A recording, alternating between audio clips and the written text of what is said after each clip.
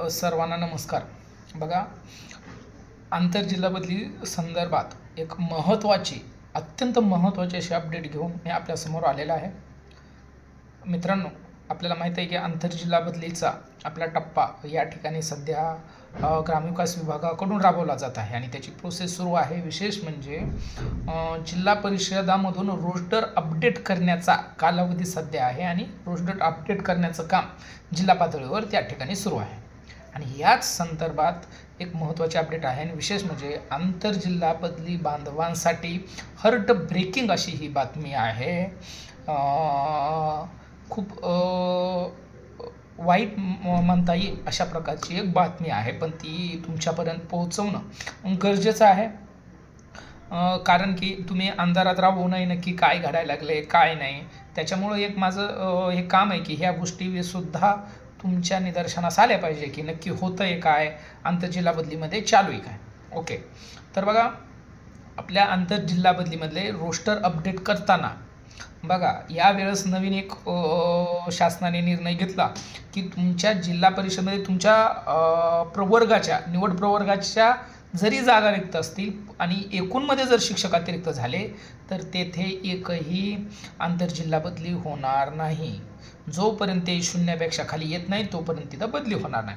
त्याच धर्तीवर आणखी एक मुद्दा आलेला होता, मागच्या पत्रामध्ये देखील त्या मुद्द्याचा समावेश होता आणि अनेक लोकसुद्धा त्या ठिकाणी त्याचे अर्थ विचारत होते। आपण देखील त्याला स्पष्टीकरण दिलं होतं। तर हे रोस्टर अपडेट करण्याशी संबंधित आणि याच्यामध्ये एक मुद्दा त्याच्यामध्ये आलेला होता की रोस्टर अपडेट करताना मागील संच मान्यतेनुसार जागा भरण्यात याव्यात असा स्पष्ट उल्लेख त्या पत्रामध्ये होता। आता मागील संच मान्यता म्हणजे मागील मंजूर संच मान्यता, हे सरळ स्पष्ट अर्थ आहे त्याचा। परंतु या ठिकाणी ह्या बदली प्रक्रियेला एक प्रकारे खोडा घालण्याचं, आंतरजिल्हा बदली प्रक्रियेला एक शासनामार्फत होत आहे की काय काम, अशा प्रकारची शंका उत्पन्न व्हावी अशा प्रकारची ही बातमी आहे।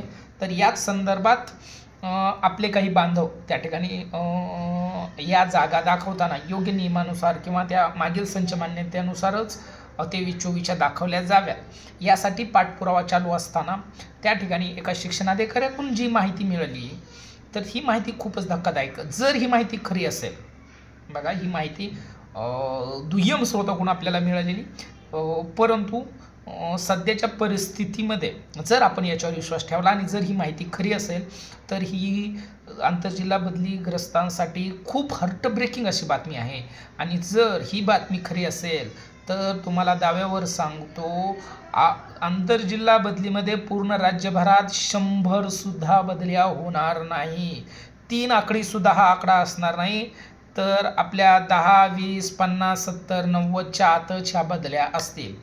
तर हा जो काही संच मान्यतेचा विषय होता त्याच्या संदर्भातच ज्यावेळेस संबंधित शिक्षणाधिकाऱ्याकडे आपली टीम गेलेली होती तर त्या ठिकाणी त्यांना संबंधित शिक्षणाधिकाऱ्यांनी सांगितलं की आम्हाला ज्या सूचना आहेत त्या मागील संच मान्यता म्हणजे 30 सप्टेंबरची मागची जी संच मान्यतानुसार ज्या जागा मिळतात त्याचा तुम्ही आधार घ्या। आपण जे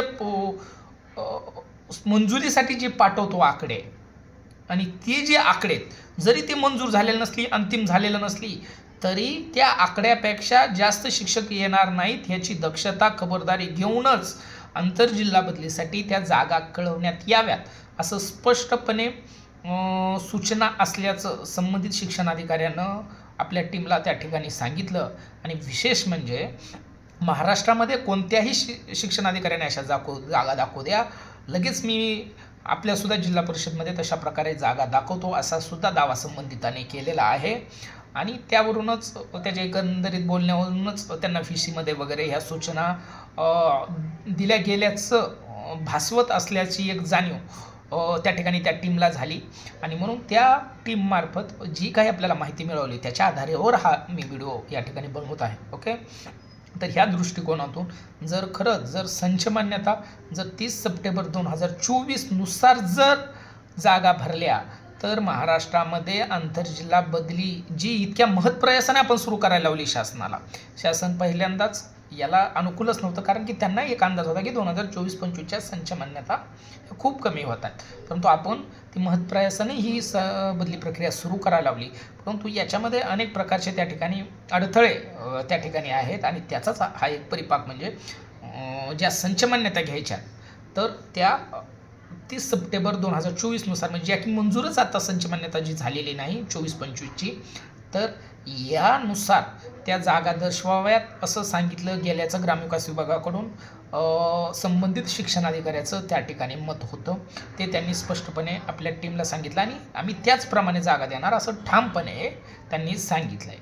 आणि मग जर असं असेल तर खरंच हा बदलीचा फार्स उगच त्या ठिकाणी आणण्यात मतलबच नाही. जर खरंच बदल्याच होणार नसतील तर बदली प्रक्रिया पाहिजेच आपल्याला तरी कशाला.